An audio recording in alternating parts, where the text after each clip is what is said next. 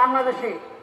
কিন্তু আজকে আমাদের সামনে যে সমস্ত মিডিয়া ভাইরা আছেন এবং যারা নাই তাদের কাছে আমার একটা প্রশ্ন, আমি যদি আজকে আপনাদের কাছে চাই, আমি যদি বলি পার্বত্য চট্টগ্রাম বিচ্ছিন্ন করে দিতে চাই আগামীকাল, এই কথা বললেই মিডিয়া ভাইরাল করে দিবে। আজকে বাংলাদেশের সকল মানুষকে এক করতে চেয়েছি বলে আজকে আমার ন্যাশনাল মিডিয়াগুলো নাই। তাই যে সমস্ত আপনার ভাইরা, মিডিয়া ভাইরা আমার সংবাদ সংগ্রহে এসেছেন, আমি প্রথমে আপনাদেরকে ধন্যবাদ দিতে চাই। এই জন্য আপনারা বাংলাদেশে কয়টা জাতির নাম জানেন? আমরা বললে তুমি কে আমি কে বাঙালি বাঙালি স্লোগান তুলি, তাই না? আমরা তো সবাই বাঙালি না, আমরা সবাই বাংলাদেশি। আপনাদেরকে এই যে গাছটা তৈরি করেছি, এই গাছটা হচ্ছে বাংলাদেশি গাছ। এই বাংলাদেশি গাছে 50টি জাতি রয়েছে। গতকাল যে ঘটনা নিয়ে আপনার মারামারি হয়েছে, এই ঘটনার সংক্ষেপে আপনাদের কাছে একটু উত্থাপন করতে চাই। বাংলাদেশের 4টা ধর্ম আছে, হিন্দু, বৌদ্ধ, খ্রিস্টান, মুসলমান। আদিবাসী যে একটা ধর্ম আমি আগে জানতাম না। গতকাল মিডিয়াতে, সোশ্যাল মিডিয়ায় আসার পরে আমি জানলাম আদিবাসী নামে একটা ধর্ম রয়েছে বাংলাদেশে।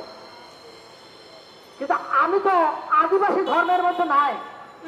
কিন্তু যারা এই বিতর্ক তৈরি করার জন্য সূক্ষ্মভাবে ইনজেক্ট করেছে তাদেরকে খুঁজে বের করতে হবে।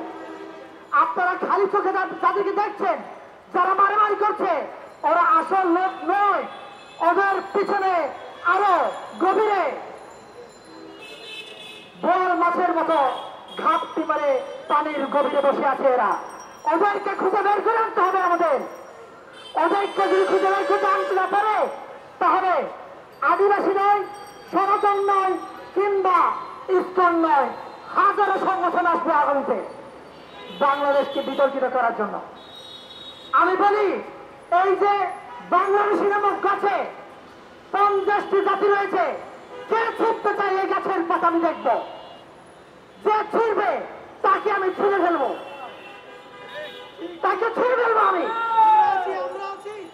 আপনারা কি ছিঁড়তে প্রস্তুত আছেন? ছিঁড়তে প্রস্তুত আছেন কিনা? আপনারা কি বাংলাদেশি নাকি বাঙালি? আপনারা কি বাংলাদেশি নাকি উপজাতি? আপনারা কি বাংলাদেশি নাকি আদিবাসী? উত্তর দেন। আমি বাংলাদেশি পরিচয় বাঁচতে চাই। এরপরেই আসবে আমি চাক কিনা, আমি মারমা কিনা, আমি খিয়াং কিনা, আমি বম কিনা, আমি মারমা কিনা, আমি সাঁওতাল কিনা, আমি ওরাও কিনা, আমি তঞ্চঙ্গা কিনা, আমি গারো কিনা, এরপরে পরিচয় আসবে। তবে সবার আগে আমাদের একটাই পরিচয়, আমরা বাংলাদেশি। এই চেতনাকে আমরা যারা লালন করবো না তারাই প্রত্যেকে এই বাংলাদেশের রাষ্ট্রদ্রোহী নামে ওদেরকে আখ্যায়িত করা হবে। আমি চাই সরকারের কাছে উদাত্তর আহ্বান জানাবো, আমার বাংলাদেশে 50টা জাতির নাম যদি সংবিধানে উল্লেখ করা হয়, ওখানে কি 14টা লাইন লাগবে?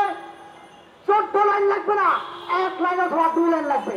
তাহলে এই লাইনে অন্তর্ভুক্ত করলে প্রতিবেশী রাষ্ট্র নামক ভারতকে আমাদেরকে প্রতিনিয়ত ষড়যন্ত্র করে বেড়াচ্ছে, এই ষড়যন্ত্রের হাত থেকে অন্তত পক্ষে আমরা বাঁচতে পারবো।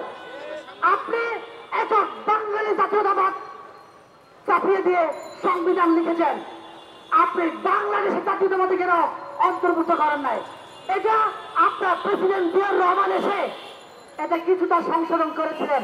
পরবর্তীতে যারাই ক্ষমতায় এসেছে, বিশেষ করে আমি বলতে চাই শেখ হাসিনা সরকার, আওয়ামী লীগ সরকার যবে আঘাতে এসেছে, তখন থেকে এই বাংলাদেশি নামক শব্দ থেকে বাদ দিয়ে বাঙালি জাতীয়তাবাদ চাপিয়ে দেওয়ার জন্য, তার বাবার স্বপ্ন পূরণ করার জন্য তিনি চেষ্টা করেছেন।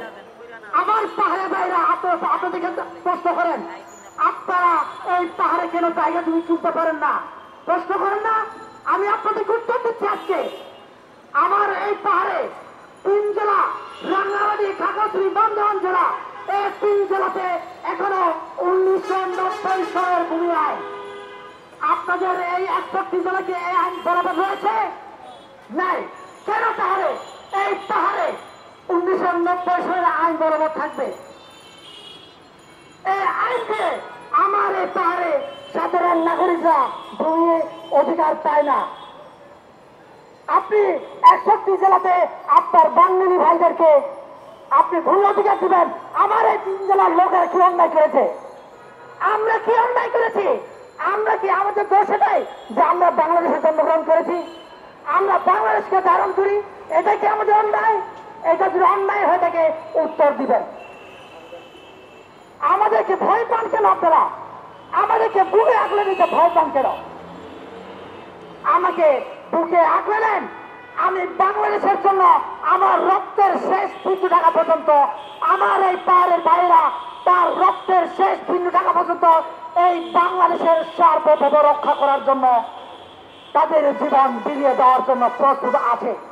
তবে আমি কিছু মুষ্টিমেয় পথভ্রষ্ট ভারতের পাঁচটা কিছু দালাল আছে, তাদেরকে আমি হুঁশিয়ারি দিতে চাই, আপনারা সাবধান হয়ে যান, আপনারা ভালো হয়ে যান, বাংলাদেশের পক্ষে কাজ করেন, বাংলাদেশের সার্বভৌম রক্ষা করার জন্য কাজ করেন। আপনারা এটাই দাবি করেন আমরা বাংলাদেশের চেতনায় বাংলাদেশের নাগরিক হয়ে আমরা বসবাস করতে চাই, এটাই দাবি করেন। তাহলে আমি আপনাদের সাথে, শুধু আমি নয়, এই বাংলাদেশের 90% বাঙালি মুসলমানরাই আমাদের সাথে কাঁধে কাঁধ মিলিয়ে আমাদের অধিকার পূরণ করার জন্য ওরা রাজপথে নামবে বলে আমি বিশ্বাস করি। আপনারা কি আমাদের জন্য রাজপথে নামবেন? আমরা বাংলাদেশের ক্ষেত্রে থাকতে চাই। আমি শেষ আরেকটা কথা বলি, আমার এই পাহাড়ের ভাইরা আপনারা বলেন আমরা জন্তু নাকি জানোয়ার, আপনারা আমাদেরকে ভয় পান, আমাদেরকে ভয় দেখায়। এই পাহাড়ে যাইও না, তোমাদেরকে গুম করবে, এই পাহাড়ে যাইও না, তোমাদেরকে সে মেরে ফেলবে। এই ভয়টা কে দেখাচ্ছে আপনি জানেন? এই ভয়টাই দেখাচ্ছে আমাদের পার্শ্ববর্তী রাষ্ট্র ভারত। সরাসরি এসে ভয় দেখাচ্ছে না। আমার এই পাহাড়ে, আমার এই বাংলাদেশে এই আনাচে কানাচে কিছু দাম লোকেরাই এই ভয়গুলো দেখাচ্ছে আপনাদেরকে। ভয় পাবেন না, বুকে রাখলে এই বাংলাদেশের সার্বভৌম রক্ষা করার জন্য আপনারা আমাদের সাথে হাতে হাত দিলাম, কাঁধে কাঁধ দিলাম, আপনাদের কাছে যাত্রা আহ্বান জানাবো। আরেকটা কথা বলি আমি, আমার এই পাহাড়ে অস্ত্র কেন ধরেছে? আপনাদের কাছে প্রশ্ন, আপনারা প্রশ্ন করেন আমার এই পাহাড়ে বাইরে কেন অস্ত্র তুলে নিয়েছে? অস্ত্র তুলে নিয়েছে একমাত্র কারণ আমাদের শেখ হাসিনার বাবা শেখ মুজিবুর রহমান, আমার পাহাড়ের কিংবদন্তি পাহাড়ের নেতা মানবেন্দ্র জনপ্রিয় লার্মাকে তিনি সংসদে বলেছিলেন তোমরা বাঙালি হয়ে যাও। আমি যদি আপনাদের কাছে প্রশ্ন করি আপনারা আগামীকাল চাপ হয়ে যান, হইবেন? আগামীকাল চাপা হয়ে যান, হইবেন? হইতে পারবেন কিনা? আমি তো শুকুরের মাংস খাই, আমি তো নাপ্পি খাই, আপনারা কি নাপ্পি খেতে পারবেন? আপনি কি শুকুরের মাংস খেতে পারবেন?